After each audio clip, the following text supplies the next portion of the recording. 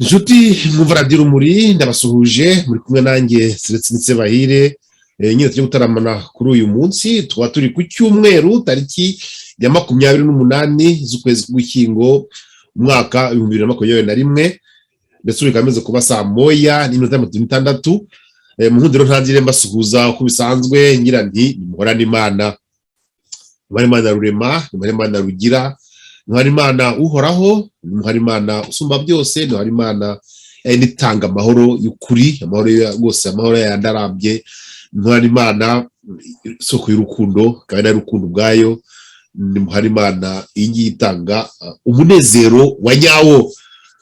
Uyu munsi rero kuko abakurikiye ku mbuga zitandukanye twamaze kubibona, tubafitiye ingingo zitandukanye turi buganireho, kandi twatagiye ingingo ya mbere yegeranye n'iyobokamana turimo twumva ikiganiro nyine amasomo y'ijoro y'uyu munsi ku cyumweru kuzi ko uyu munsi abakristo b'Agatolika batangiye igihe bita Adventi ni ukuvuga nyine ko batangiye kwitegura binjira mu byumweru bine bibanziriza Noheli ari wo munsi nyine bizihiza nyine bimukaho ivuka ry'umwami wabo wacu ndakora mu Kristo b'Agatolika y'umwami wacu Yezu Kristo waje nyine kuducungura kuko tubivuga nababwi iyo yigwabere twatwateguriraho rero ariko kubera ko dufite gahunda ndende ndagira ngo mbinyagarike yanga kujya wenda niba ngombwa nzo kwigarukaho mu kanya ariko nsangiye tugiye kwagirwa ya kabiri kuko yo ifite abantu bategereje twatwanye gahunda tutayirenze cyane nigirwa kabiri yerekeranye mwabonye nkaho abashyize kuri tubivuga nti ese ikintu cyuta RBB giteye gite gikora gite kimeze gite niyo ngira ngo tuganireho mu kanya RBB muziko nyine ari mu Kinyarwanda bidako nk'inama y'Urwanda y'ibitekerezo ihuriwemo n'imiryango itandukanye harimo imiryango bita société civile hakabamo n'imiryango nyine y'amashyaka politike atavuga na FPR n'ubutegetsi mu Rwanda bigize hamwe kugira ngo wenda bagere ku cyo bagiye kudusobanurira mu kanya ndetse hatinze rwose mu makorosi ndagira ngo biteninjiza abatumirwa kuko ndagira kujya kutuganire kw'iyo ngingo nahisemo gutumira biro yose biro nyobozi nyine iyo RBB kugira ngo dutangire tuganire kujyo shyira hamwe kuvuga ukuntu rikora kuve ibyo ryagezeho ko rimaze hafi umwaka n'igice niba ntamwa kurenga tukaniba myibuka neza baratubwira neza kuko barahibereye noneho turebe ibyo bamaze kugeraho ibibazo bahura nabyo turebe ndetse n'imigambi badufitiye bazageza ku Banyarwanda reka rero rwose natize bita ninjija abatumirwa banjye muri studio reka mbere numva ntibeshye mvuze ko ari umukuru muri bo navuga umukuru mu myaka si mvuga umukuru mu buyobozi wenda araza kubitwibwira Rwanda batwibwire kabere ku mukuru muri bo ariwe bwana Ambasaderi Ndagijimana Jean Marie Vianney Ambasaderi Ndagijimana Jean Marie Vianney murakomeye byagendaga muvandimwe Celestin Bahire turaho wajya aho ngaho mbwe imbehe bageze yarangiye rwose imbere nabi pe ndimo ndavugira mu mazuru kubera ibicurane bimereye nabi rwose kubera imbeho mwege wajya aho ngaho turi mu bisi bimwenge nawe ndi mu Bufaransa ukaba mu Bubiligi burya hari ubwo bitandukana ariko ntabwo ari cyane turi mu bisi bimwe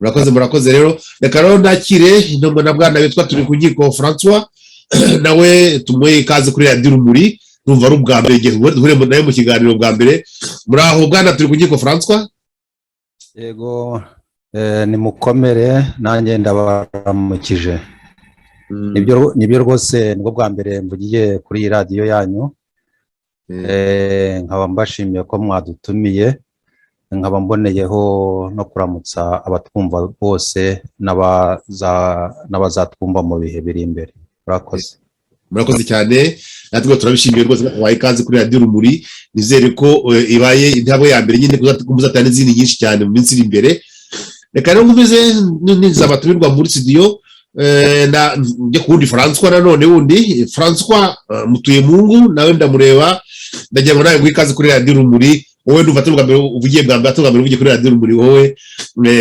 ndagusuhuje bwana François Mutuyemungu murakoze bwana Sebahire ndabasuhuza cyane ni François Mutuyemungu nkuko bisanzwe muri kumwe nkaba nishimiye kuba twabonye ubutumire bwanyu kuri Radio Rumuri murakoze murakoze rero nagira ngo tuyitangira tubanze twibwire nyine abumva radiyo urumuri. Navuze ko twatumiye inama nyobozi nyine ya RBB, muraza mutubwira nagira ngo agire umwe umuyobozi wanyu aba ari wafata ijambo noneho atubwire abandi imyanya bagiye bafite muri RBB, noneho dukoye gutangira ikiganiro cyacu. murakoze Sebahire. Bavuze ko ndi mukuru mu myaka, ariko buriya turangana twese mu by'ukuri muri RBB. Niryo hame twemeje ko tureshya twese, dushobora kurutana cyangwa kugabana imirimo, ariko tuba turi kuri nivo imwe. Ngewe rero ndi umuhuzabikorwa, ariko nkaba ndi hamwe muri komite na bagenzi banjye. Hari 4 batabashije kuza kuduherekeza kuko bafite izindi nshingano uyu munsi, ariko ndi hamwe na Turikunkiko François, akaba ari we muvugizi wa Rwanda Bridge Builders. Ni ukuvuga ko igihe cyose muzajya mukenera kumenya ibibera muri Rwanda Bridge Builders, ariko rwego witwa RBB, muzajya muhamagara François, muzahana coordonnées, mujye mumuyambaza kugira ngo niba mugomba kugirana ikiganiro mukigirane, cyangwa se niba hari ibyo mukeneye bindi nabwo abibagezeho. Hari nanone umuvandimwe Mutuyemungu François, akaba ari umwe mu bajyanama muri komite mpuzabikorwa.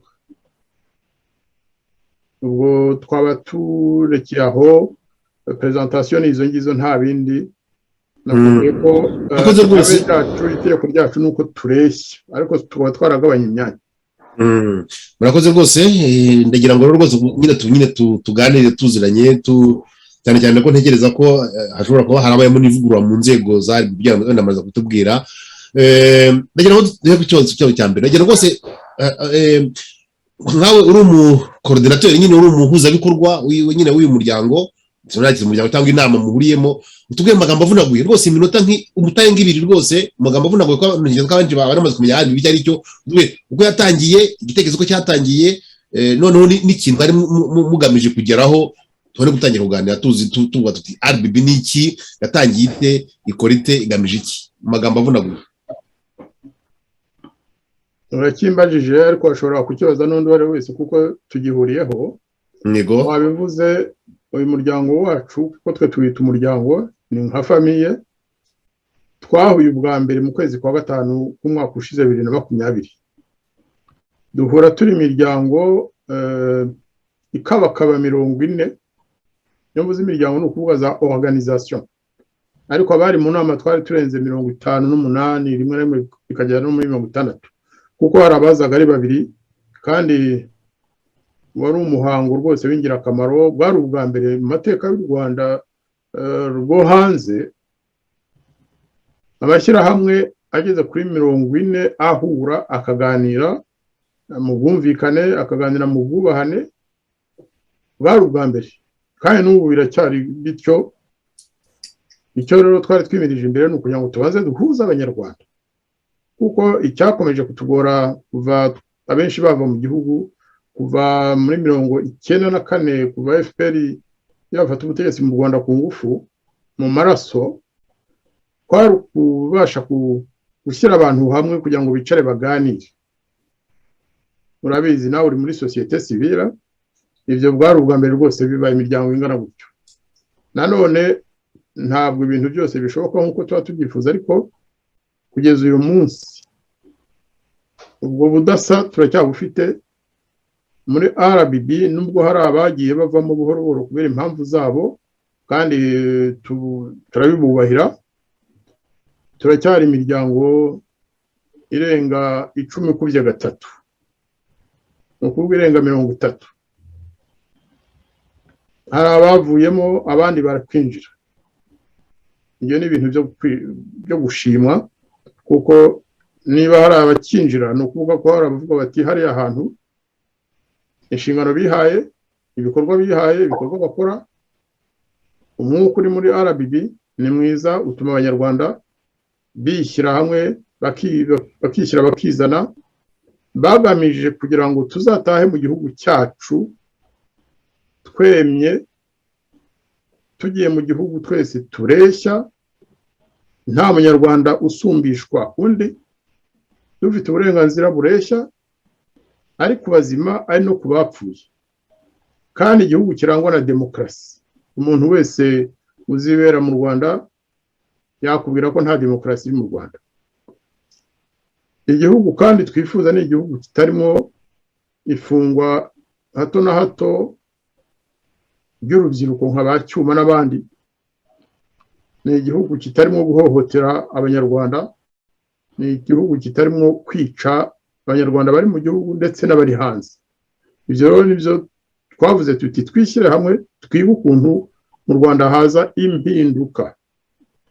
Iyo tuvuze impinduka ni ukuvuga ko sisiteme ihari igomba guhinduka, hakajyaho indi irimo igaragazwa mbese n'ibyo bimenyetso nguhaye imbere. Twifuza ko haba iyimakazwa ryo kuganira mu bwubahane muri demokarasi, kandi twifuza ko abanyarwanda bareshya mu gihugu cyabo. Siko bimeze ubu rero, twese twitwa ko turi bandi umunyarwanda, ariko ni bandi umunyarwanda batareshya kubera ko leta iriho muri iki gihe ari uko ibyifuza.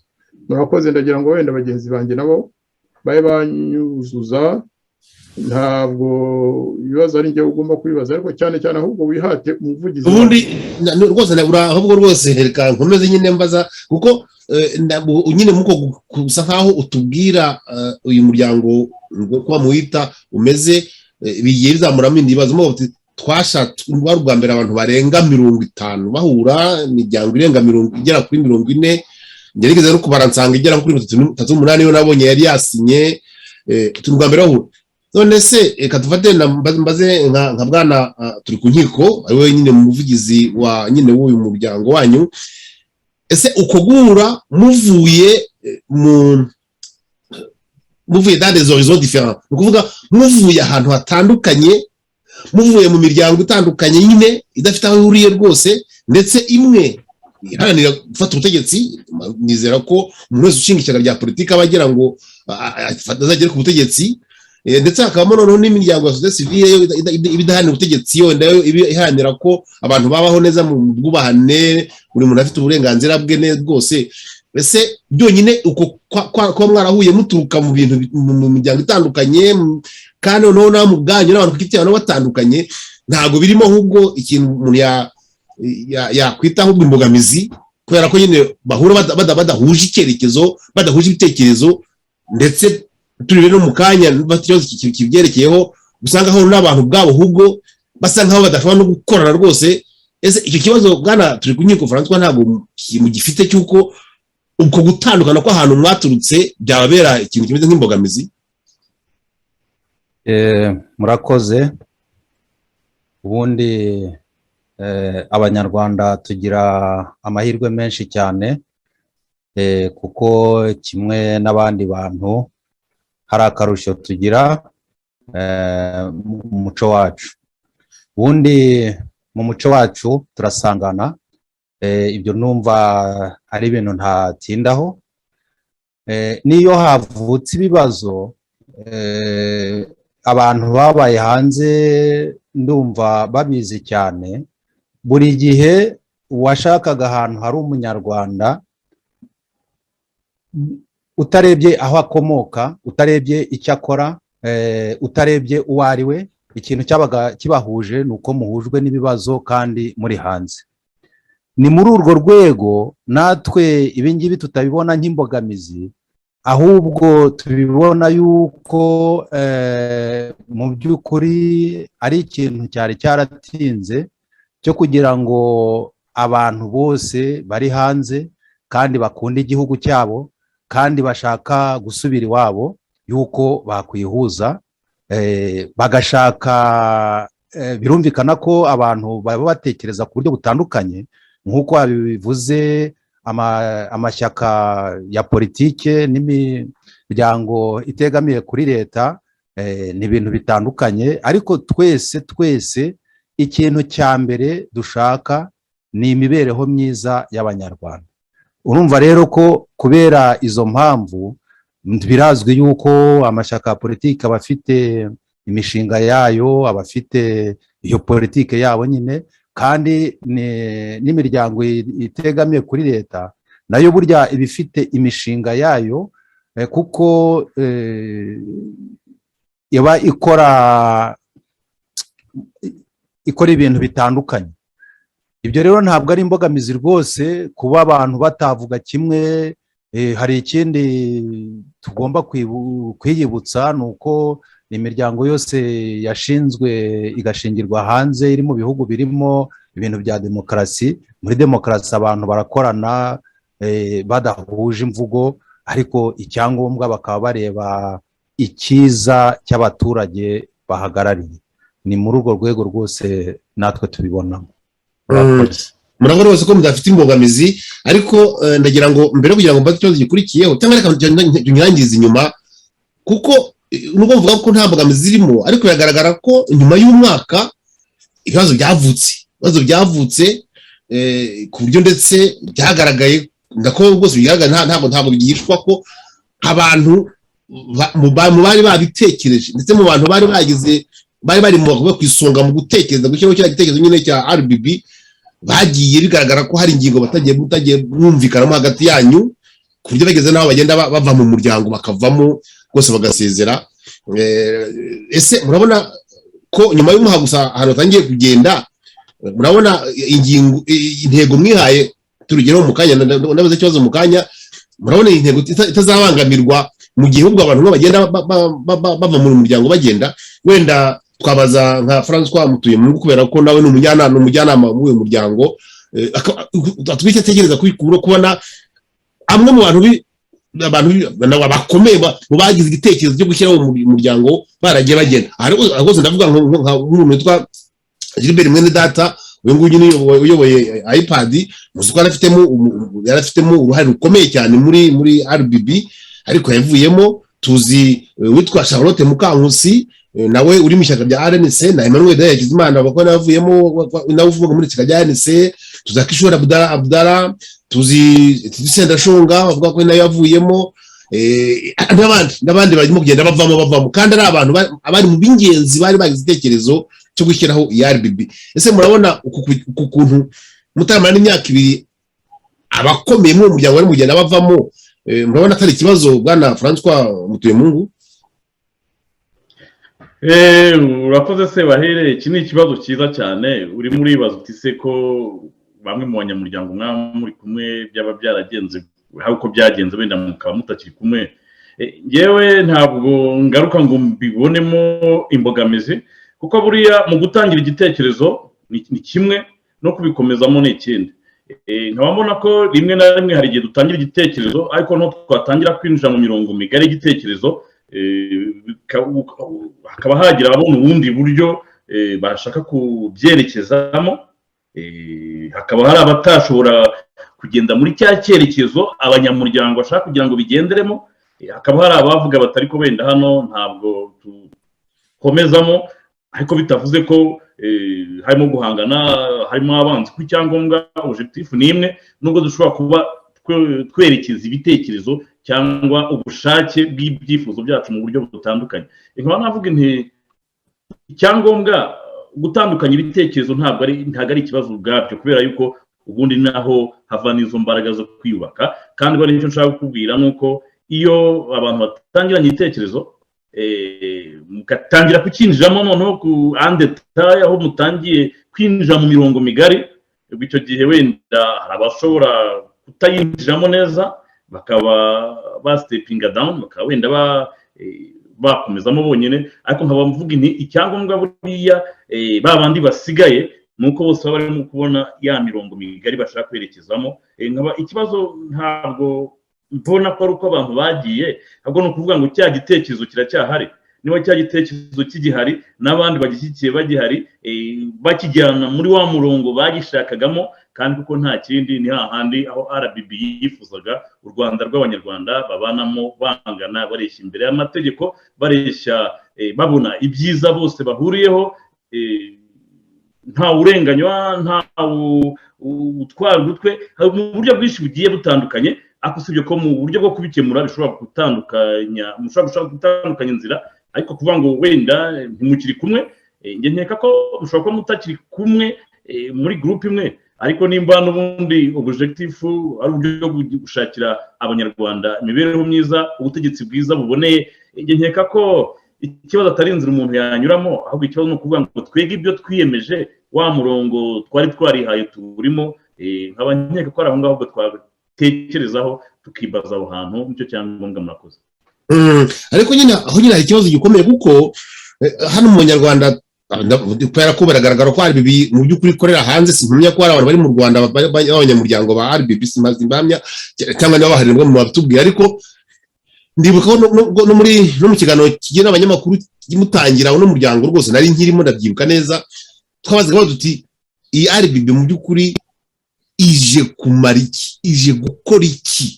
Kuko mukanya nyine umukoordinateur wanyu nyine umuhuzabikorwa Ambassadeur Jean Ndagijimana Jean Marie Vianney yavuze ati ubwabwo twarahuye kugira ngo turebe ukuntu duhurira hamwe tukareba ukuntu ngo abanyarwanda basubira mu Rwanda bakajya kubaho mu mahoro, nawe bwamaze kuvuga mukanya bwana François Mutuyemungu.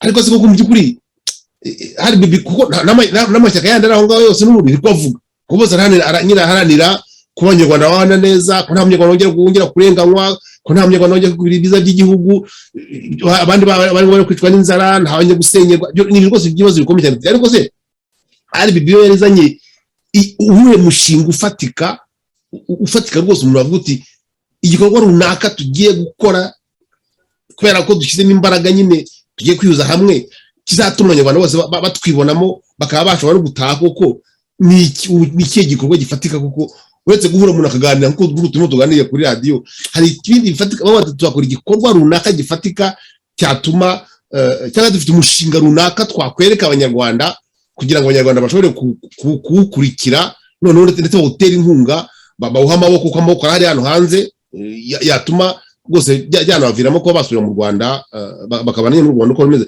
Ndagenda rwose kuri kintu buri muntu agenda kivugaho, kamera ko Ambassadeur rwose tubwire umushinga ufatika atari by'amagambo. Ntabwo Ambassadeur ndakunda kuza buri wese. Mwana Ambassadeur urabibona ute wowe? Ndagira ngo mbaze nsobanure ko turi abantu, ntabwo turi za hobo. Turi abantu bafite imitima, batekereza, bafite ubuhumekero, uko buri muntu afite uko ahumeka. Nta muntu rero wavuga ngo nari nkomeye cyangwa ndakomeye ngo nava mu umuryango uzasenyuka. Ibyo ntibibaho, ibyo mugomba kubimenya. Mwese mwagiye musoma inyandiko bamwe banditse basezera, ntabwo rero twe twabigarukaho icyo gihe.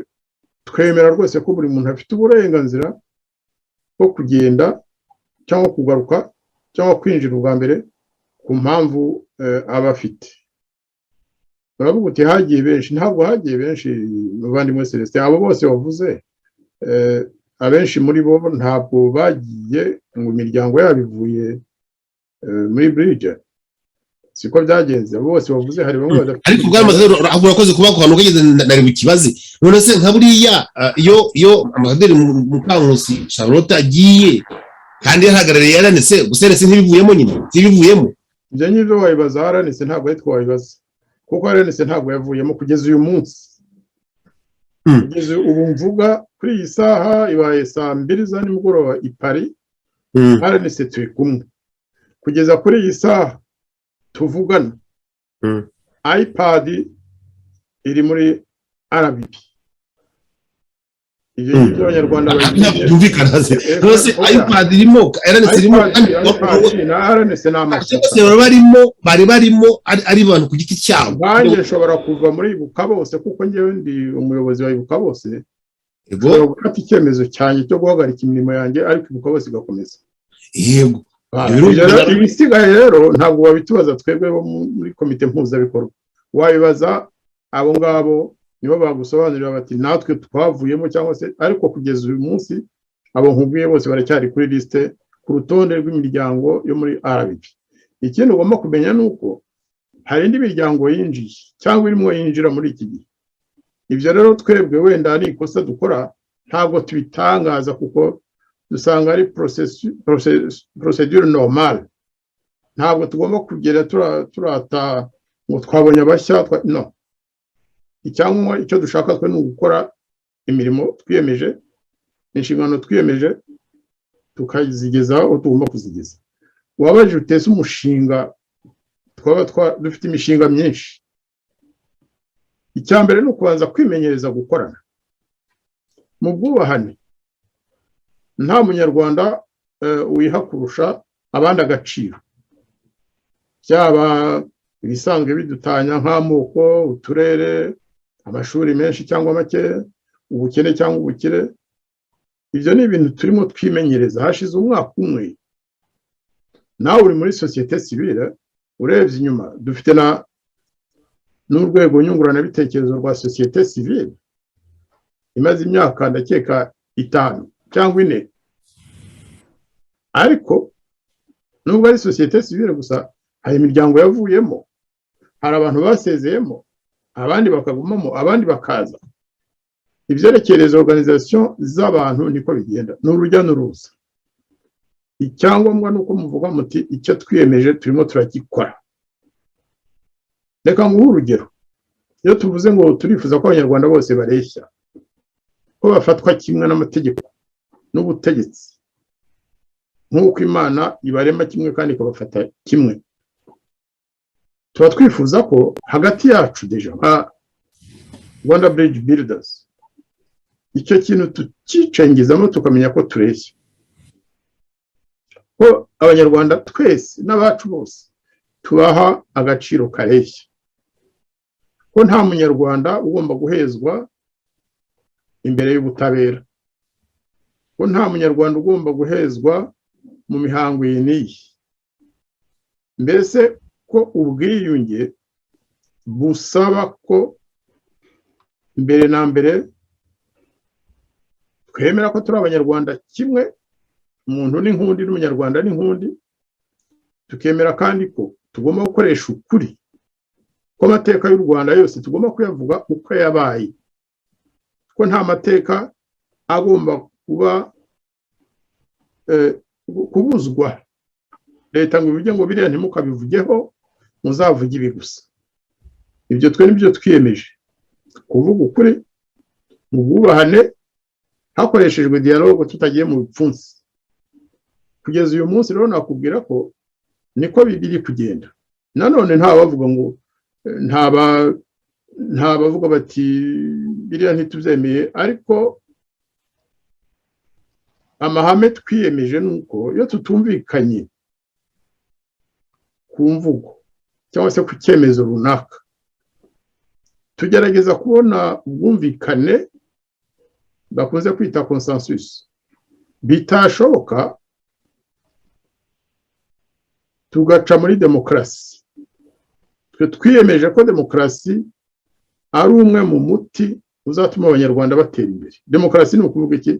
Ni ukuvuga ko uri mu Bubiligi urabizi, nubwo ari ubwami ariko ni ubwami burimo demokarasi cyane, nk'uko Norvège, Suède, Denmark, Luxembourg, Espagne, Japon n'ahandi bafite ubwami ariko ni za demokarasi.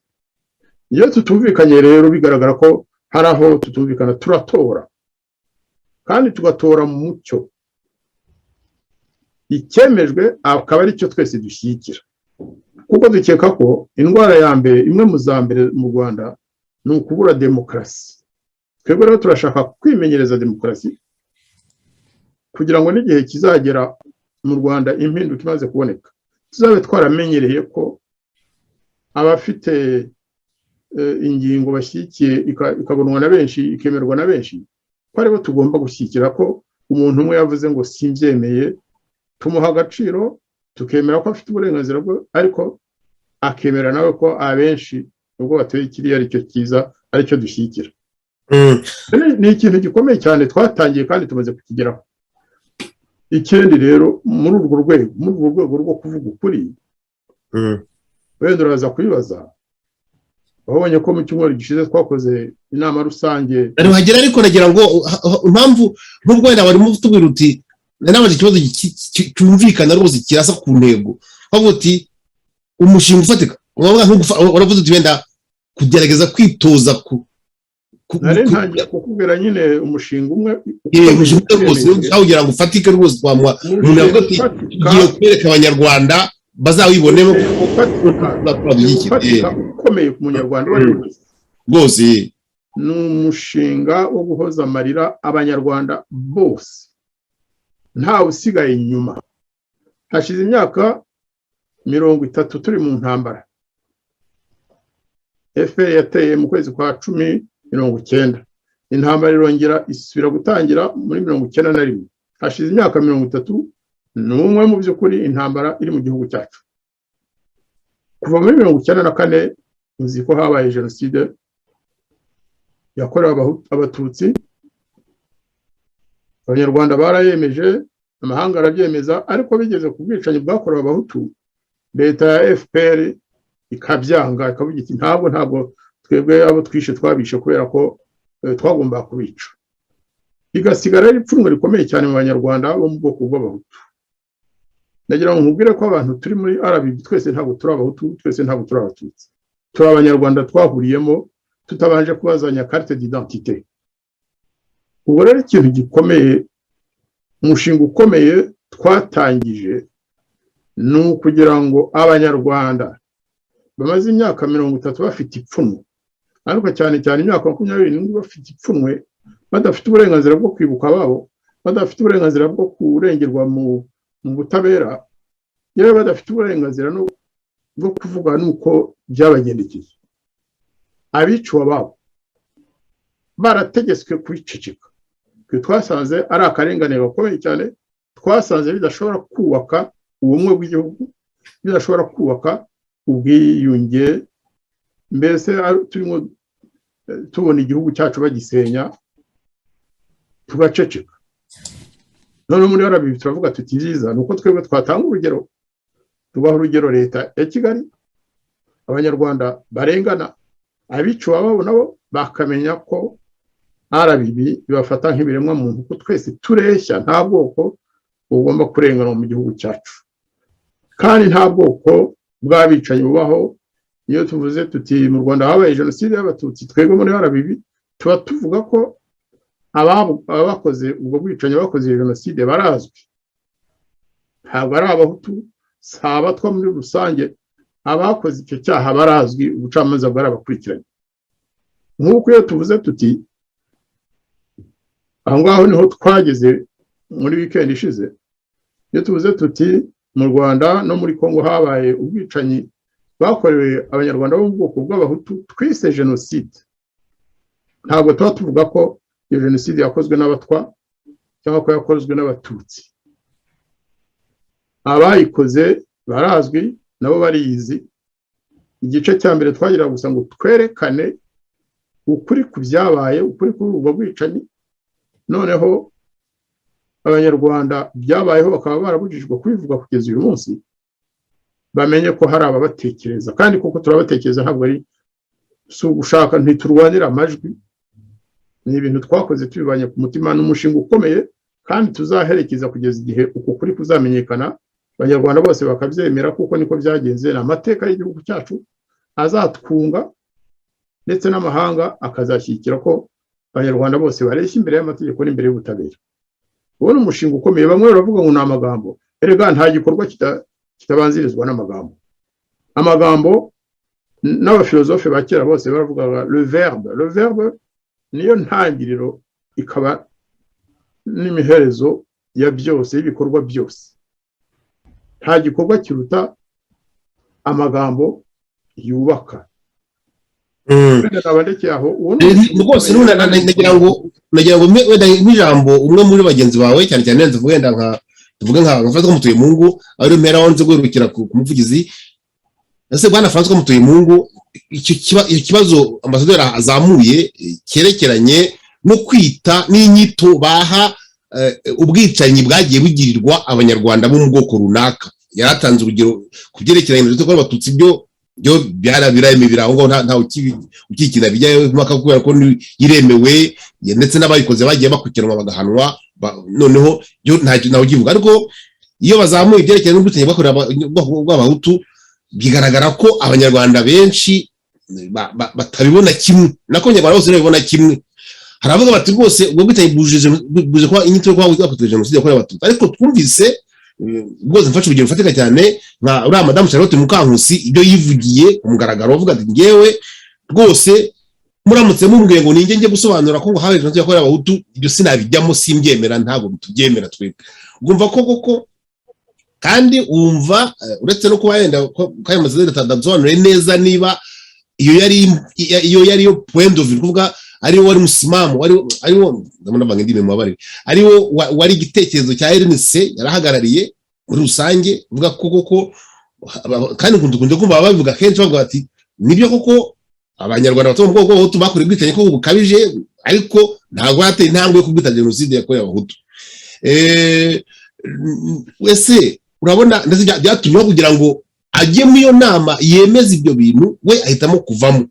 Ntabwo turamenya niba yaravuyemo nka madamu Mukankusi gusa cyangwa yaravuyemo uko yarahagarariye ndetse yaravuyemo. Ese murabona iyo ngingo wenda koko tuvuga tubati ni umushinga ukomeye utuma kwereka abanyarwanda ko ni umushinga w'abanyarwanda benshi cyane, ntabwo ari amagambo uri umushinga ufatika kuko nayo ndemeranya na Ambasaderi rwose. Ese urabona uyu mushinga uzagira ubwo abanyarwanda bawufataho umwanzuro umwe cyangwa se abantu benshi babyemeranywaho kureba ahubwo aho kugira ngo barawuvugeho ahubwo bahitamo no kuwahunga abantu babugizwe ibintu wowe munute bwana Francois Mutemutuye Mungu? Urakoze muyobozi wa radio, iki ni ikibazo gikomeye cyane, ariko nzavuga nti abanyarwanda bahuye n'ikibazo gikomeye cyane. Buriya umuntu wahemukiye abanyarwanda ni umuntu watumye ubwo hari hashyizweho ruriya rukiko rwa Arusha, TPR ya Arusha, badahana no ku gice cya FPR nkuko mubyibuka. Procureur Madamu Karera Delpont urabizi ko mu bantu yari yakoze investigation yagombaga kuzaburanisha hari ku gice cy'abahoze kuri guverinoma yari yaravanweho, ariko hakaba n'abandi bantu 44 bari kuri liste ya Procureur Karera Delpont. Ahantu haje kubamo ubuhemu, ntunzavuga ngo abanyarwanda baburiye ubutabera, ni harya ahantu habayeho lobbying kugeza ubwo cya gice cyo muri RPF yaje guhinduka FPR kitashoboye kujya imbere y'ubucamanza. Mwabizi babigizemo hari bari aba Clinton n'ibiki byose. Hari ahantu niho ruzingiye, naho ubutabera twavuga ko niho hambere burya abanyarwanda baburiye ubutabera kubera ko hari ibice bibiri byari byaragaragaweho ubwicanyi bufite n'amazina uko yagomba kuzitwa, ariko haza kubaho ayo marobing yaje gutuma hahanwa igice kimwe, ikindi barakihura ko cyari mu butegetsi. Ikindi twakurikizaho nkuko mubizi, ndashaka kugira ngo mbanze nsasire igisubizo ndibuze kubaha. Iyo tugeze New York twabizi neza ko ONU yohereje amakipe atandukanye y'aba expert bakoze ubushakashatsi ku buriya bwicanyi bwose bwakorewe abahutu haba mu Rwanda haba no muri Congo. Turabizi nubwo umwanzuro batawusohoye, ariko umwanzuro uvuga ko igihe hazaba ubushake bwa politike nabyo bishobora kuzitwa jenoside. Bigaruka kuri iki UN yarangije gukora akazi kayo, yarangije gukora investigation, kuvuga barangije gukora kugenza ibyo byaha byose byakorewe abo bahutu haba mu Rwanda haba no muri Congo, banemeza ko igihe hazaba ubushake bwa politike bizitwa jenoside nabyo. Icyo gihe rero bihita bigaragara ko ni ukuvuga ngo ba nyirabyo, ba nyiri kubikorerwa nibo bagomba kuzahaguruka bakabaza icyo kibazo. Naho ubundi niba hari ubwicanyi bufite ibimenyetso, nakumenyesha ko buriya bwicanyi bw'abahutu bufite ibimenyetso byinshi cyane bihagije kuba bwakwitwa jenoside, cyane cyane ko noneho atari natwe twanabikoze. Ibyo ni ibintu byakozwe n'aba expert cyangwa abantu b'abahanga muri UN. Ibyo byose birahari. Mu by'ukuri hakaba harabuze ahubwo ba nyiri kubikorerwa bakagombye kuba aribo bagombye gutangira guhaguruka no kubaza no guharanira uburenganzira bwabo. Ibi akaba ariyo nkeka mvuga ko ubwo RBB yihaga iyo nshingano ni inshingano mu by'ukuri ikomeye, kuko nk'uko tuvuga ngo ubumwe n'ubwiyunge bw'abanyarwanda bugomba gutangira mu kureshya imbere y'amategeko. Nimba hari abagomba guhanwa abandi ntibahanwe, icyo gihe hari ikibazo gikomeye cyane cyane ko tubizi ko agahinda ari aka twese. Ntabwo ubwoko bubabara kurusha ubundi, nta bwoko bwishima kurusha ubundi. Ari nk'aho dusubira inyuma tukavuga tuti Mutagatifu Kizito burya yabivuze neza, aho yavuga ati ubumwe n'ubwiyunge muri ndi umunyarwanda ntabwo bishoboka, bigomba gutangira muri ndi umuntu. Muri ndi umuntu ni ukuvuga ngo nimba wowe warapfushije ukabona umwanya wo kurira, hari undi nawe ufite abantu be mu buvumo bwa hariya Nyakinama cyangwa mu Ruhengeri hariya ukeneye kuzashyingura be. Hari abandi bari mu Ngarana aho hose za Ruhengeri za Gisenyi, turabizi ahantu hagiye hakorerwa ubwicanyi bwinshi cyane. Hari abantu dushobora nko gutanga nk'urugero, usanga tuzi ibyabo, ukareba nk'ari ahantu Kabuga, ahantu bitaga mu Gahoromani, aho hari ahantu bacukuye abantu barenga ibihumbi 54 bakajyanwa mu rwibutso rwa Kicukiro rw'abarokotse jenoside yakorewe Abatutsi. Ariko mu by'ukuri tubizi neza ko abantu biciwe hariya benshi bavanywe mu nkambi yari hari Kabuga n'Indera n'ariya makomine akikije hariya, ariyo Rubungo, Bicumbi, Gikoro na Gikomero n'igice cya Kanombe. Abo bose abantu bari barimo benshi barazwi. Mukaba munabizi neza ko n'umuturage uhaturiye yavuze ati aba mugiye kujyana ntabwo ari abacu, nawe baramufunze. Ibi byose munabizi neza. Mu by'ukuri ibibazo byacu byabuze ababihagararamo kugira ngo bazamure ijwi ry'aba abandi bapfukiranwe. Nk'uko mubizi rero, ikibazo ntabwo ari ukuvuga ngo wowe ushobora kurira, wowe ntushobora kurira, ariko mu mitima yacu Bwana Sebahere nzakubwire ngo igihugu cyacu ni gito cyane. Kuri buri musozi tuzi Abatutsi bahapfuye n'ababishe, tukanamenya no kuri buri musozi Abahutu bari bahatuye ni bangahe, bapfuye bate mu buryo butandukanye cyangwa ubundi, turabizi neza. Ahubwo ikibazo kiho ni ukuvuga ngo bamwe bashobora kwitabwaho abandi ntibitabweho. Icyo gihe ntabwo wambwira ko uzazana ubumwe n'ubwiyunge mu Banyarwanda mu gihe hari abarira abandi ntibarire. Ntabwo wa nk'urugero nk'uriya mudamu uhagarariye ibyo twita ibintu by'uburenganzira bwa muntu, hariya za Gitwe, ubwo yageragezaga mu myaka 2 ishize gushyingura ababyeyi be bishwe n'inkotanyi, yagiye arabataburura, ategura umunsi wo kuzabasezeraho mu cyubahiro, ariko ya message y'ibikuru izivuga ngo mubasubizeyo. Sebahere kumenyesha ko bafashe ba bantu babasubiza muri ya zangarandi bare babavanyemo, barongera barabasiba. Ntabwo yashoboye kuhamba cyangwa gushyingura mu cyubahiro ababyeyi be, kandi yitwa ngo niwe uhagarariye uburenganzira bw'ikiremwamuntu. Ubwo n'urugero mba nguhaye nkwereka ko mu by'ukuri RBB ishaka kugira ngo abantu bareshye imbere y'amategeko, kuko abantu bose bashoboye kubona ubutabera bungana, bagashobora guhozwa kimwe, bagashobora guhabwa uburenganzira bumwe. Ngira ko twatangira kuvuga no kuri cya kintu cyo kuvuga ngo ubumwe n'ubwiyunge, kuko nta bumwe n'ubwiyunge bushobora kubaho mu gihe harimo ubusumbane mu Banyarwanda. Murakoze. Ndagira ngo mbaza kandi kabazo rero, Bwana François turi ku nkiko, ari we nyine muvugizi wa RBB. Ese nyine iyo turebye abantu, ndabona ngero ku bantu rwose, abantu bari mu mitwe itandukanye, indamutwe ya politike, amashyaka cyangwa amashyirahamwe atandukanye, ko akenshi usanga bamwe bavuga bati ngewe nari iki ngiki, nari uyu nguyu, ndakomeye, ni ngewe ugomba kubahwa, ni ngewe ugomba gutinywa. Mbese rwose nabihesha rwose. Hari abantu bumva bafite mu kanya mwa bwose mwagiye musubiramo kenshi, bw'amategeko yavuze kenshi avuga ati turagira ngo RBB izana uwo muco wo kumva ko abantu bareshya, ko nta bantu bafite uburemere kurusha ubw'abandi. Ariko biri kose turi Abanyarwanda twese aha ngaha turaziranye, tuzi ko ndetse hari nk'umunyamakuru hari ibintu numva wenda ntavugira kuri antene kubera ko wenda abantu babivuze nshaka kubabikira akabanga, aho bati ngewe ahantu kanaka yicaye nge ntabwo nshobora kuhicara, ntabwo nshobora guhana nayo mu nama runaka ngo ugire ikintu dupfundika, ntibishoboka. Ndetse kenshi usanga iyo baganira gutya muri salo hose akoresha amagambo yayandi, ndetse ari gusa nk'ari amanyandagazi rwose ateye ubwoba, ndetse kandi ateye ni kwibaza ese koko uyu mushinga wo kugira ngo muzahuriza abanyarwanda ku gushakisha ukuri, kuko buri wese afite ukuri kwe undi akagira ukuri kwe, ariko uko bigaragara rwose ko abanyarwanda n'abantu bari hanze bita ko bari ahantu bisanzuye, umuntu afite gutanga ibitekerezo, aho kugira ngo nongere nshobe cyangwa kuvuga kare, aho kugira ngo bashyire hamwe baze uretse igitekerezo cye mu bijye impaka, aho gusanga bamwe bahitamo gukubita urugi bakigendera.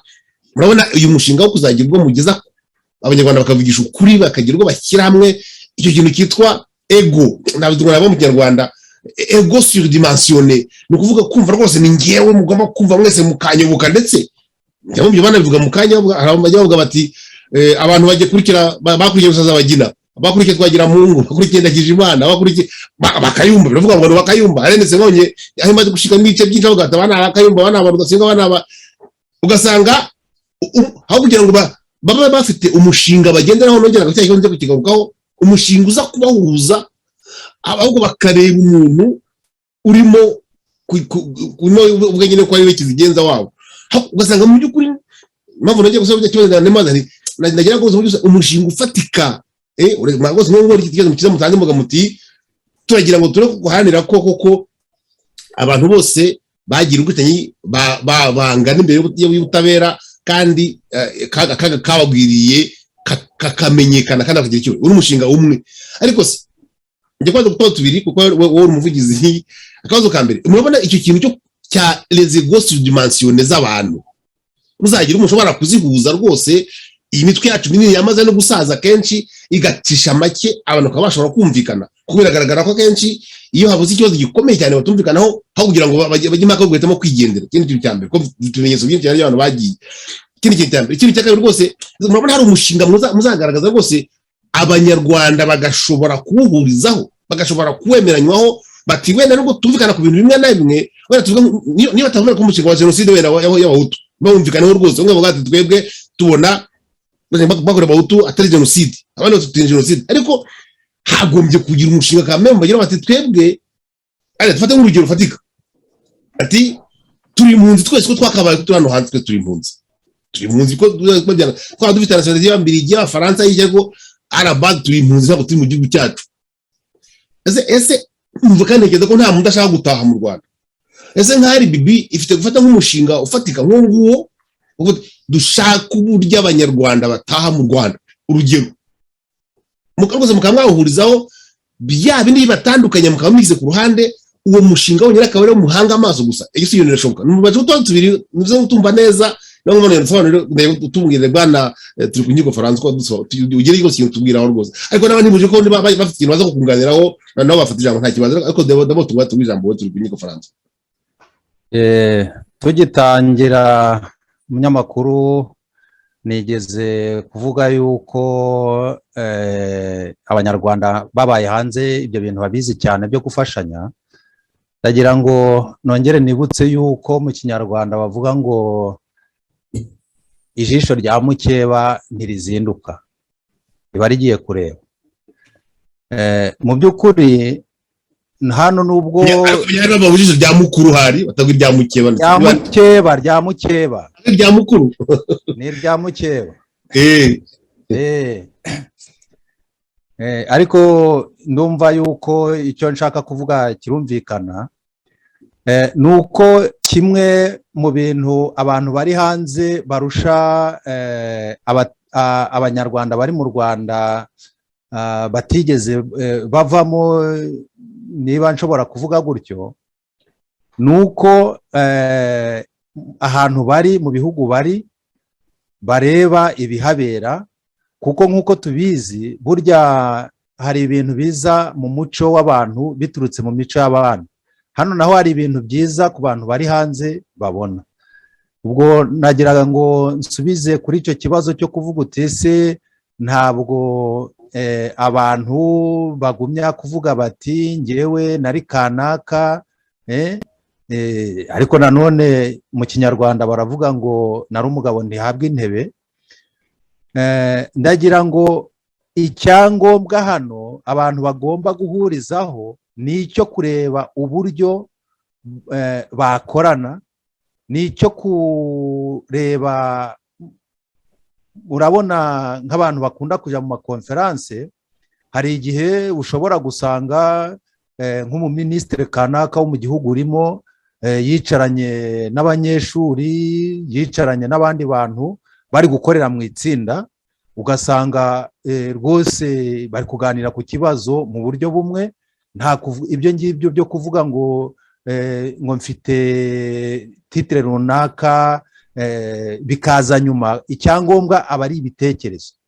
Na hano ikintu twimirije imbere ni ukugira ngo abantu bakorere hamwe, nyine kubera ko bafite ibibazo bimwe, bahuza imbaraga mu bwumvikane, hanyuma babibonere igisubizo. Numva icyo ngicyo nicyo kintu cyangombwa. Naho ku bindi ubundi n'ibindi wavuze, ikibazo cya kabiri nacyo kinajyanye nacyo. Mu by'ukuri urebye u Rwanda dushaka ruzubakwa n'abandi, nk'uko bagenzi banjye babivuze. Hari ku mpande zose hari abantu biciwe, ku mpande zose hari imfubyi. Izo mfubyi zasigaye, abo bana basigaye ari imfubyi, nibo Rwanda rw'ejo. None se nyine bizagenda gute kugira ngo bazubake urwo Rwanda ntawe ufite ipfunwe?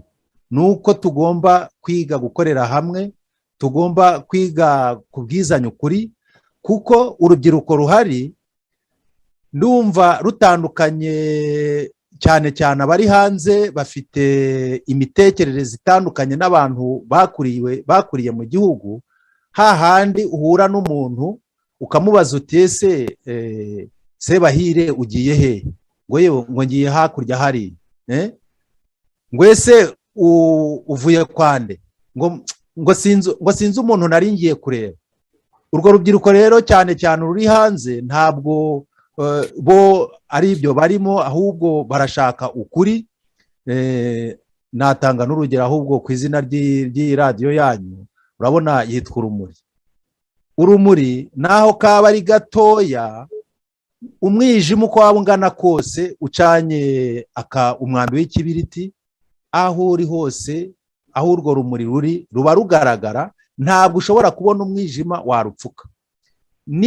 Ibihe tugezemo n'ibyo turi kujyamo rero nabyo biratwigisha yuko tugomba kubwizanya ukuri kugira ngo abantu bazabane neza, nyine bafite uko kuri arirwo rumuri rubamurikiye. Numva niba hari icyo ntasubije wagisubiramo cyangwa bagenzi bawe.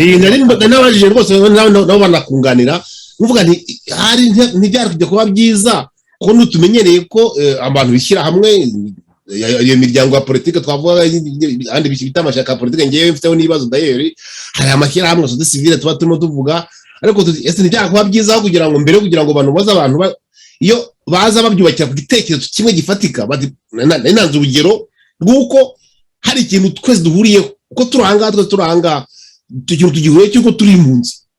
Wenda kavuga bati nkanjye nk'umunyamakuru nzi ko amakuru mfite hari uko nzi ko hari ishyirahamwe ribereyeho nyine rishinzwe gukurikirana ibibazo by'impunzi, bikakurikirana bikabivuga bikajya kubavuganira aho bari. Ariko se nk'ubu rwose iyo izi mbaraga zose nyine zigize uyu muryango wa RBB nk'iyo baza kuzihuriza ku gitekerezo ngicyo cyo gucyura impunzi byonyine gusa, kabyo bagira. Tuzi ko FPR yatangiye ifite ingamba zigera kuri 8 zari 8, bimaza kongera yindi ya 9 kurwanya jenoside. Ariko nabo hari icyo ngicyo cyo gucyura impunzi no gucikuraho impamvu zatuma abantu babimpunzi. Mbere yo kujya kurwanya demokarasi mu Rwanda, mbere yo kujya guhana uburenganzira bw'ikiremwamuntu mu Rwanda kandi turi hanze y'igihugu, mbere yo kujya tujye kuvuga ngo ahubwo twaba tugiye kubanza kwitara cyo kibazo cyitwa gucyura impunzi. Ese ntabwo byari kwenda guhuza abantu kurushaho, wenda bikabyatuma ibikorwa byanyu bijya mu bikorwa kandi bifatika, mufite mbega ikintu gifatika murimo nyine muharanira. Nicyo nari nabajije mfite bwana François turi ku nyiko. Bahindagira ngo nuzuze nta kibazo rwose, nagakunda ko wese ujya muza nta kibazo. Iyo nuzuze turi ku nyiko, nsubiza n'icyo kibazo cyawe. Ababikubwiye barakubeshye, kuko muri Rwanda Bridge Builders imwe mu nshingano twihaye tugitangira ni ugukora ibishoboka byose kugira ngo mu Rwanda habe impinduka, impunzi zitahe mu mahoro no mu mutekano. Kuvuga rero ngo umushinga wanjye ni ugucyura impunzi mu 2021 uyu mwaka turimo uyu munsi tariki 28 ngo niwo mushinga wanjye. Twe tuvuga ko ngo atari umushinga, ahubwo umushinga ni ugukora ibishoboka byose kugira ngo izo mpunzi zitahe. Ntabwo ari ukwiha gusa, ni imwe mu nshingano twihaye. Ntabwo impunzi muri iki gihe gute rero aho njya mbagira ngo reka nkomeze yego rwose gute kugira ngo twumve wowe ntabwo wacyura impunzi. Nawe Celestine Sebahire utuye mu Bubiligi, ninde wakubujije gufata itike y'indege ngo utahe? Niba udataha reka ndangize. Yego ndakumva. Niba udataha nuko hari impamvu. Izo mpamvu rero zibuza abanyarwanda gutaha nizo twebwe twavuze tuti izo nkuta leta ikomeza gushyira imbere yacu tuzihirike zigwe, inkuta ziri hagati yacu nazo tuzihirike, twubake cya kiraro tuzagenderaho dutashye iwacu. Ntabwo dushobora kuza kuri radiyo Urumuri ngo tukubwire ibintu byose tuzakora, kuko urwo radiyo yawe rega ntabwo ifungiranye, yumvwa n'inshuti. nayo kiza ahubwo n'abandi bose ndabyumva ntabwo twajya kukubwira ibyo tuzakora byose, ariko umenye ko tuzakora ibishoboka byose kugira ngo abanyarwanda batahe mu gihugu cyabo bemye mu mutekano, bareshya nta mvuga ngo nge ndagusumba cyangwa nkurusha agaciro.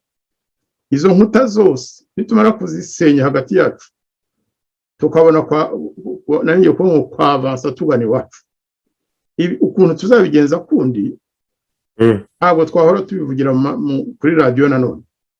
Ariko nka kiriya twavuze tuti gusenya akarengane gatuma abanyarwanda bamwe batagira agaciro imbere y'amategeko, batagira agaciro imbere y'ubutabera, batagira agaciro imbere y'icyubahiro gihabwa uwitabye Imana.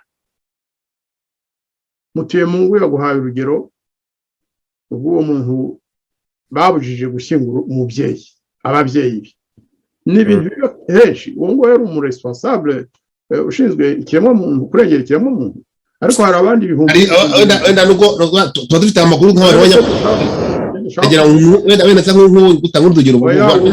aho gucyura impunzi turabizi, hari n'abandi babivuze mu nama, ariko twasobanuye ko mu by'ukuri iyo ni objectif, ariko ntabwo ari umushinga komuteri, ahubwo hari imishinga igomba kuzuzwa no gushyirwa mu bikorwa kugira ngo impunzi zibone gutaha. Nakubwiye nti twese twifuza gutaha, ariko ntabwo wafata indege za 20 ngo ndatashye. Hari n'abashatse gutaha bagiye kwiyamamaza kugira ngo bayobore igihugu, bati nturenga aho ngaho. Ubwo se umushinga ni kugira ngo tubacyure ngo bave nuzo za 20 mu bemye gusa. Hakorwa icyo ahubwo tugomba kubanza guha abanyarwanda agaciro, bakabimenya ko agaciro kabo nako. Noneho nibamara kubyinjiramo, kandi muzaba mureba uriya mushinga twatangiye ubutabera no kurengera ikiremwamuntu, twese hamwe twishyize hamwe, abanyarwanda bose tubafata kimwe, ntabwo uko turengeye nk'uko leta y'u Rwanda ivangura amoko.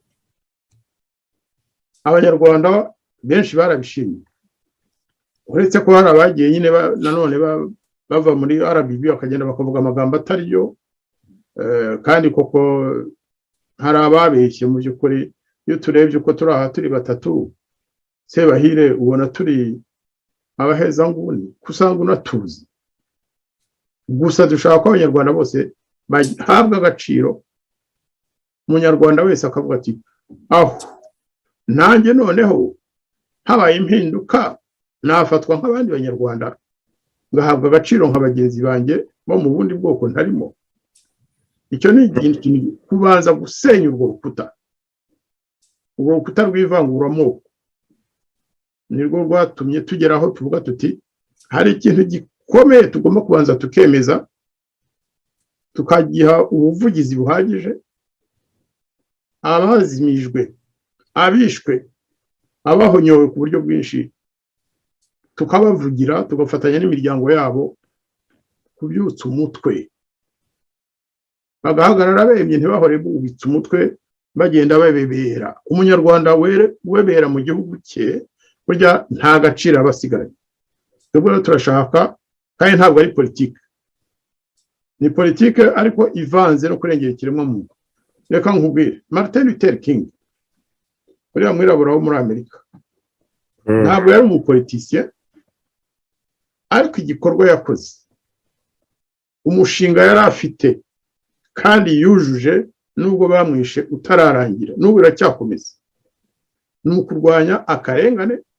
ni ukurwanya ivanguramoko muri Amerika Mandela ni ukurwanya apartheid nibyo turimo uwo niwo mushinga nyawo uvugira umuntu ukamuha agaciro naho ibindi byo kuvuga ngo hari n'indi mishinga ijyanye nabyo ariko twe twahereye aho ngaho nicyo nanjye kubaza rwose nanjye kubaza ngo twatinze ko mushinga kandi koko rwose wumvikana nanjye rwose nanjye ndemenya namwe ko biramutse abanyarwanda bose baramutse bageze ku rwego aho buri wese agira agaciro akwiriye imbere y'amategeko haba hari abari abazima hari abapfuye hari abarenganye byose amategeko yose akabarengera kimwe kandi akabarenganura kimwe yaba rwose ari amahoro bigezweho yaba rwose ari amahoro cyane ariko se uri umushinga wenda mwatanzeho urugero nagira ngo nongere ngaruka kwa Francois Mutuye mu ngo maze niba hari undi rugero rw'umushinga wundi yaduha wundi mo muzakoraho kugira ngo twumve ko hari abanyarwanda benshi bakwibona mu mushinga nyine mufite abanyarwanda bwana Francois nari mbonye mu kanya yarashatse kugira icyo avuga wenda warekana nawe akarangiza noneho tugakomeza ariko n'igihe twahanye rega ntabwo ari cyinshi cyane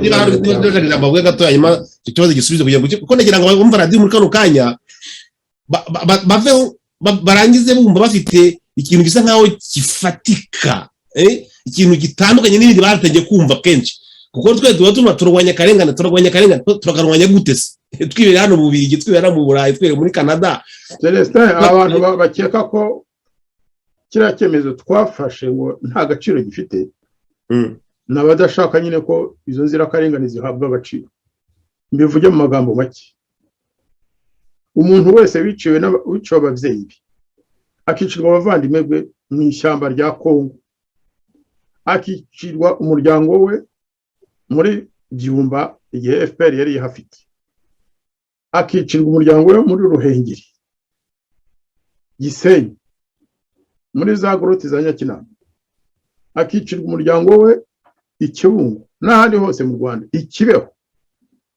uwo nguwo uzagenda umwegera umubazo utese ni byiza ko ubwo bwicanyi buhabwa inyito n'imiryango yabo biciwe ababo bakagira uruvugiro ni ngombwa kandi nkubwire rero ntabwo ari impunzi gusa zibitekereza uwo gucyura impunzi ni ikintu kimwe ariko abari mu Rwanda se bo bafite uburenganzira bwo kubivuga cyangwa gutabariza leta bati natwe twariciwe wabonye ukuntu bahize Shyaka Gilbert wabonye ukuntu bagize Karasira umucikacumu ya jenoside yakorewe abatutsi urabona ukuntu bari kwamagana bari abasore n'inkumi bahidamange ibyo bavuze nibi tuvuga wabonye ukuntu bishe Kizito nta kindi yazize ko avuga ati abanyarwanda bose barareshya n'abapfuye barareshya izo valeur izo ndangagaciro nizo dushaka ko abanyarwanda babona ko twese tutazinze amaboko ko hari ababivuga kandi ko bizakurikirwa n'ibindi bikorwa byo kugira ngo iyo nshingano igerweho mu mbabarire kuba nibanze kuri icyo waravuze mu kanya umuvugizi wacu aho ngaho rwose urangije rwose ayo nakomereza avuga ati hari n'ibindi bikorwa twakora ibyo byose ntabwo RBB izakora umushinga wonyine wo kugira ngo nyine haranire ko abantu bose bangana imbere y'urupfu n'imbere y'akarengane. Sinzi wagira ikintu ushaka kongeraho kugira ngo tube umusozi wacu w'ikiganiro n'umuntu nabyo no tumutugana. Bwana turi kunyuka icyo washaka kongeraho mbere uko mfatwa ikintu nashakaga gutsindagira, nashakaga kwibutsa ko nawe nyakubahwa umunyamakuru bigitangira wavuze uti uru rwego rwanyu rumaze igihe kitari kinini cyane. Ndagira ngo nibutse yuko umwana aravuka, ntabwo ahita agenda. Niyo atangiye kugenda ntabwo ahita agenda ku maguru abiri yombi, abanza gukambakamba, rimwe na rimwe yahaguruka akikubita hasi, yakwikubita hasi akazahaguruka akagera n'igihe yirukanka, ahubwo ababyeyi ntibamufate. Ndagira ngo nibutse yuko umwarimu iyo yigisha ashimishwa nuko abo yigishije bageraho bakamenya ubwenge ndetse no kumurusha. Ntabwo rero icyo nshaka kuvuga ahangaha ni iki, niba nonaha twavuze cyane ku mushinga umwe, tugomba kwibuka yuko imibereho myiza y'abantu igomba imishinga myinshi. Ntabwo ibintu byose nk'uko twabivuze mbere byose ntabwo twabivugira icyarimwe, ariko rwose ni ukumenya yuko ibintu byose bizakorwa muri domene zose z'ubuzima bw'abantu.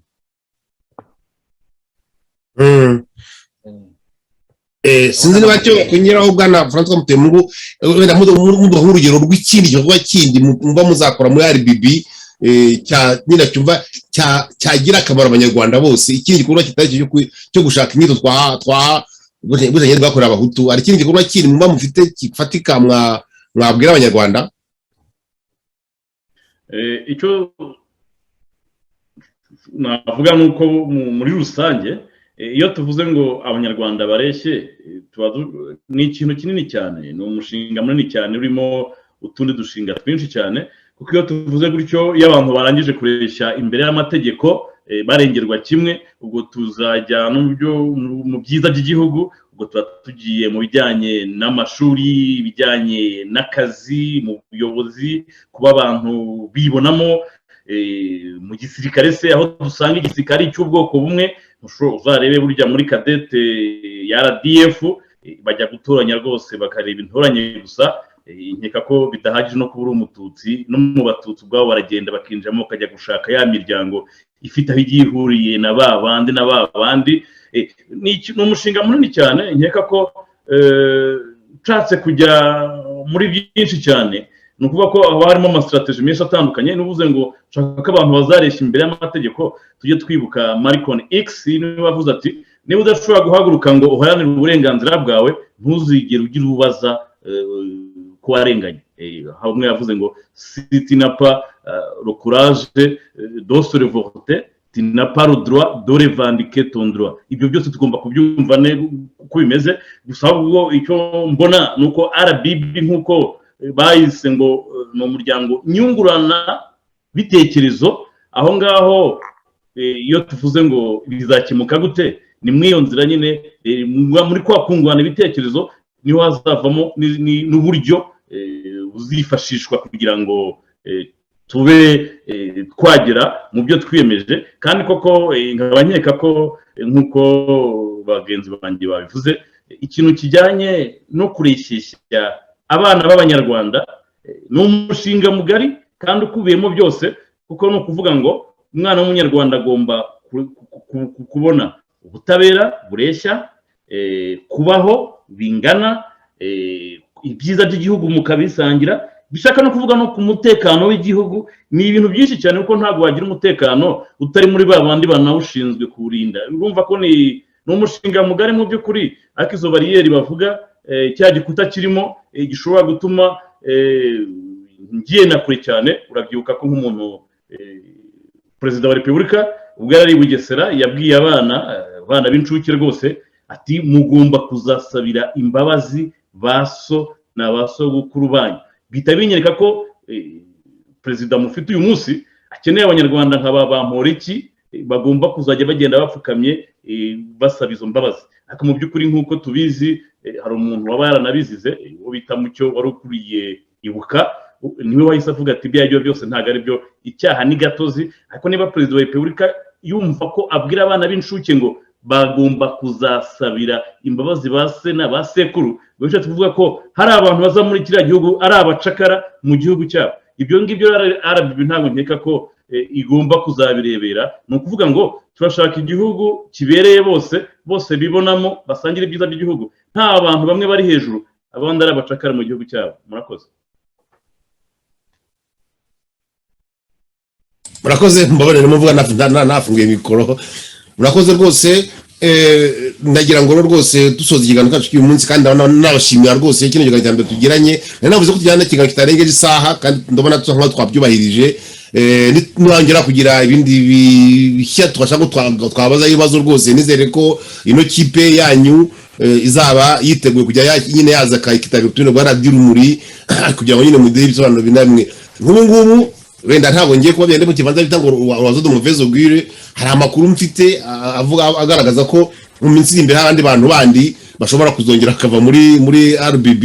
Nizere ko uko bagenda haza abandi bashya, nizwe ku buryo uko mu kanya yarafashe urugero nanjye nemeranywa nawe, turi kunyuka avuga ati umwana yatangiye kugenda ntabwo atangiye yirukanka, aragwa kongera agahaguruka, akagwa kongera agahaguruka. Nizere ko rero mu kugwa kwe atagirwa avunika, ugasanga ahubwo aho kugira ngo ataguza agenda kujya kwa muganga cyangwa se gushyiramo za platere cyangwa se birakomeye bikaba byamviramo ko nko gucika amaguru cyangwa kugira gute. Ntabwo ngiye kugeza aho ngaho, nagira ngo wenda wese umunota umwe kugira ngo dusoze kino kiganiro cyacu cy'uyu munsi, hanyuma duhane gahunda ko nongera kuboneka ikindi kintu twaganiraho muzongera mukankundira twatuganira kuri radiyo Urumuri. Reka nongere mbere ku muvugizi wa RBB, ngira ko nzamukenera cyane kuko nabonye musohora amatangazo kenshi. Ntegeze rwose ko uko yasohoye itangazo radiyo Urumuri kumva ko ari ikibazo yabazaho, nizere ko muzajya muboneka kugira ngo rwose mugume musobanurira abanyarwanda uyu mushinga wanyu w'uyu muryango wanyu. Nagira ngo rwose buri wese rumwe munota mu cyangwa ibiro avuge ijambo ry'umusozo, hanyuma dupfundikire ikiganiro cyacu cy'uyu munsi duhereye kuri bwana turi kunyugo François. Murakoze, nongeye kubashimira kuba mwadutumiye. Nibyo rwose natwe tuzashimishwa no kujya tugeza ku banyarwanda n'inshuti zacu batwumva, abo dusangiye ibibazo, kuko kuri iyi si ibintu n'imagirirane tuzahora dukenerana. Ubwo rero nkaba narangiza mvuga nti mu by'ukuri abanyarwanda dukeneye urumuri. Abanyarwanda twahuye n'ibibazo turabyumva kandi ntibyiyoroheje, ariko nanone mu muco wacu abanyarwanda ni abantu bari bazi kwiyumanganya. Kugira ngo tugumye twiyumanganye twubake igihugu kizagumya kubaho mu ruhando rw'amahanga, ni uko abana tubyaye, abana imfubyi zasigaye mu mahano yakorewe ibice byose by'abanyarwanda, haba jenoside yakorewe abatutsi, haba na jenoside yakorewe abahutu, ni uko tugomba kwemera tukavuga ukuri, hanyuma tugashyira hamwe imbaraga, byaba ngombwa tugashaka n'abavandimwe bo kuduhuza, ariko rwose tukareshya mu gihugu cyacu, tugasangira ibyiza, tugahuza imbaraga, tutarebye aho umuntu ava, ahubwo tureba ibyiza by'igihugu cyacu n'ejo heza hazaza. Murakoze. Murakoze rwose. Dukurikizeho mutuye mu ngoro tuze gusoza kuri bwana ambasaderi twari twahereyeho la boucle sera bouclée comme ça. Francois mutuye Yezu, mutuye Mungu. Murakoze. Nanjye nasoza ngaruka ku mpungenge ufite utiko wenda iyo bamwe bavuyemo se ntabwo baca intege bigira gute. Nanjye nakubwira nti umunyarwanda yise umwana we ngo zirimwe abagabo, bishaka kuvuga ko uko byagenda kose abantu bahuje ibitekerezo kandi bahujije umugambi kandi barebera mu nyungu za rubanda bo batirebye, nkeka ko babihagazemo neza kandi babifitiye ubushake n'umuhate, kandi mu by'ukuri nkeka ko namwe mubibona ntabwo bikiri ibyacu twebwe tuba hanze n'imbere mu gihugu barimo barabiharanira, n'ikiba kibigaragaza ni bariya bose ba Cyuma, ba Idamange, ba Karasira, ba Gilbert, bariya bose mubona n'ababiguyemo, twibagirwa ba Kizito cyangwa twibagirwe abantu nka ba Rusesabagina babifungiwe na bariya bagenzi be bose, bikwereka ko ikibazo kimaze kuba icyacu twese, ari nayo mpamvu mba mvuga ngo ni ahacu abanyarwanda, igihe cyarageze keretse abatisobanurira, ariko mu by'ukuri umunyarwanda agomba gushyira ubwenge ku gihe,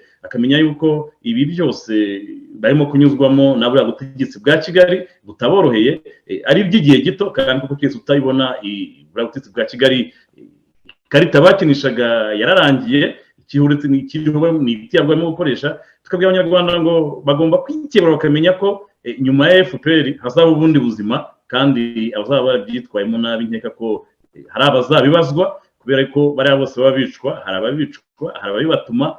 Tukaba twababwira ngo abanyarwanda bagomba kumenya ko inyuma ya Kagame na FPR u Rwanda n'abanyarwanda bizahoraho, ariho tuvuga ngo ubumwe bwabo nibwo bwakagombye kwitabwaho bugashyirwamo n'imbaraga, ariko mu by'ukuri ibyo ukaba utabigezeraho abanyarwanda batishyira ngo bizane ngo bareshye imbere y'amategeko, kandi ku byiza by'igihugu bose babe babisangira hatarimo uwihejejwe. Nkaba navuga ni igihe cy'abanyarwanda kwikubita agashyi, aba bose barimo babirebera biba, ariko tukababwira ngo zirimwe abagabo, uko bizagenda kose u Rwanda n'abanyarwanda bazibohoza.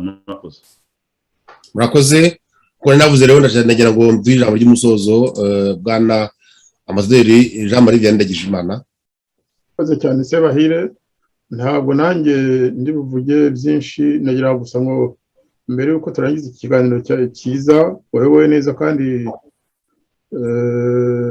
mu bwubahane bwinshi, ntacyo wasize inyuma mu bibazo, ibindi tuzabigarukaho, ariko ntitwarangiza nanone tutibutse ibiri kubera mu gihugu cyacu. Ingoma ya FPR iragaragaza ko idagadwa, ifite ubwoba bukomeye cyane, kandi ikitinya cya mbere bigaragara ni uko ukuri kumenyekana. Ukuri gutinya ko abanyarwanda n'abanyamahanga bamenye ko hari abanyarwanda bakecuru b'imyaka 91 barara mu buvumo, mu myobo, muri za shitingi ikuzimu. Umunyamakuru cyangwa umuyutuber ubizerekanye bakamucira urwo gupfa bakoresheje uburyo ubwo ari bwo bwose. Biragaragara ko leta ya FPR ubu ngubu yafashe icyemezo cyo gucecekesha abantu bose bari mu Rwanda ndetse no hanze biyemeje kuvugisha ukuri. Iyi radiyo Urumuri, niba mutabizi ariko mubimenye, nayo irakurikiranwa, nuko babuze uburyo baba barayicecekeshe kuva kera. Iriya sheni YouTube zose, kubona rero leta yitwa ko ikomeye muri Afurika, ko ifite igisirikare kitoroshye, ariko igatinya abantu bavuga amakuru kuri YouTube. Mu by'ukuri ntabwo ari abiti, iratinya ukuri, iratinya ko ukuri kumenyekana, nta kindi. Nicyo gituma rero natwe muri Rwanda Bridge Builders twiyemeje gufata iyo ntwaro tukayishyira mu maboko y'abanyarwanda, tugashyigikira kandi bariya bose bahohoterwa. Muri urwo rwego dusanga leta y'u Rwanda ifite ubugome budasanzwe. Kubona umuntu nka Cyuma Dieudonné bamufunga, bamuziza akamama na bagenzi be nuko, ariko noneho umubyeyi we akava mu Ruhengeri agakora ibirometero byinshi, akaza ati ngiye gusura umwana wanjye muri gereza. Yahagera nawe bakamufunga, nubwo wenda ikibazo gisa kigenda kirangira, ariko nuko abantu basakuje bakavuga bati uyu musaza muramushaka biki? Kubona bafunga umubyeyi ngo yagiye gusura umwana we muri gereza, harimo nta bugabo burimo, ahubwo ni ubugome budasanzwe. Icyo kintu tukivuge, dusabe leta y'u Rwanda, dusabe igipolisi cya, dusabe RIB, niba bagifite umutima barekure Karasira, barekure Damange, barekure Cyuma, barekure Theoneste, barekure na bagenzi babo kuko ntacyo bazira. Ubwo bwoba bazabujere ukundi, ariko bareke kugira imbohe abantu biyemeje kwitunga bakoresheje uburyo bw'ubunyamakuru. Abo bantu bose turatabarije, ndagira ngo nshime abantu bose batwoherereje za audio cyangwa ubutumwa bavuga bati mutabarize Cyuma kuko leta y'u Rwanda irashaka kumwica. Nta kindi azira, kandi cya mbere nuko yavuze ko Kizito Mihigo yamubonanye ibikomere ku mubiri, bishaka kuvuga ko Kizito akimanitse, nicyo kibateye inkeke. Cyuma rero tumutabarize, abantu bose batinyuka kuvugisha ukuri, mufate ikaramu zanyu, mufate computer, mufate smartphone, mujye kuri Twitter, mujye kuri YouTube, mukore ibiganiro, cyane cyane mubikore mu ndimi abanyamahanga bumva, haba Igiswahili, haba Ilingara, haba Icyongereza, Igifaransa, Igishinwa, Ikirusi. Twese dutabarize bariya abantu, cyane cyane Cyuma kuko ngo barashaka kumwica. Icyemezo cy'umuko cyarafashwe muri iyi minsi, azicwa nka Kizito, babeshye ko yiyahuye cyangwa ko hari ukundi byagenze. N'abandi nuko wenda, ariko Cyuma we ngo bamaze gufata icyo cyemezo. Ibyo bintu rero ntabwo twabyemera. Ikindi nuko ndagira ngo nongere mbisubiremo, muvandimwe Sebahire, abantu bavuye muri Rwanda Bridge Builders cyangwa bavamo cyangwa bazavamo n'ejo n'abavandimwe bacu, niba bavamo nuko hari icyo tarabashimishije. Ariko nanone indangagaciro twumvikanye tugitangira nuko niyo twatana, niyo twagira tuzubahana, tujye guterana urubwa. Ariko rero nanone hari abantu babigize umwuga wo gutera abandi urubwa. Ibyo ngibyo twebwe turibimanganya tugakomeza inzira yacu, ntabwo tuzajya mu byo guterana amagambo, tuzajya mu byo guterana amabuye, tuzajya mu byo kucyocyorana cyangwa kuvuga amagambo akomeretsa abandi. Twebwe dufite umushinga wacu, tuzawukomeza. Abumva ko twabifatanya, ko twafatanya urugendo, tuzakomeza dukorane. Abumva ko hari ikibabangamiye nabo, bose byaba byiza tugumanye tukaganira, tukimakaza kuganira, dialogue. Ariko nta wavuga ngo kiriya ntabwo tugomba kukivugaho, ngo twemere ntibishoboka. Byabaye nka FPR nyine ivuga iti ihamagara umunyamakuru runaka iti ntukongere kuvuga kuri jenoside, ikabwira Kizito turagufunguye, ariko ntukongere kuvuga ku mushinga wo kunga abanyarwanda. Icyo ni ikintu cyabaye. Kizito bamufungura, mbere yo kumufungura babanje kumutumira bavuga bati uzasohoka, saba imbabazi nubwo ntacyo wakoze, ariko kandi wemere kutazongera kuvuga ijambo ubwiyunge. Tekereza leta ibwira umunyarwanda ngo ntukongere kwifuza ubwiyunge. Icyo gihe baba bafashe inzira yindi, twebwe tuzakomeza inzira ya Kizito, wenda tuzabizira, ariko tuzaguma muri iyo nzira y'ukuri. Nongere ngushimire, wavuze ko ari njye mukuru mu myaka, nubwo twari twaherekeje turi ku nkiko, ariko kuko nibyo. Turagushimiye kuba watwakiriye kandi ikiganiro cyagenze neza. Nshimire n'abagikurikiye, nshimire n'abo turi kumwe muri RBB, Rwanda Bridge Builders, ndetse n'abo twari kumwe tukaba twaratanye mu gihe kigufi, ariko tuzongera tuzahura n'abandi bari kwinjira. Tubabwiye welcome. Nakoze cyane muvandimwe Sebahire.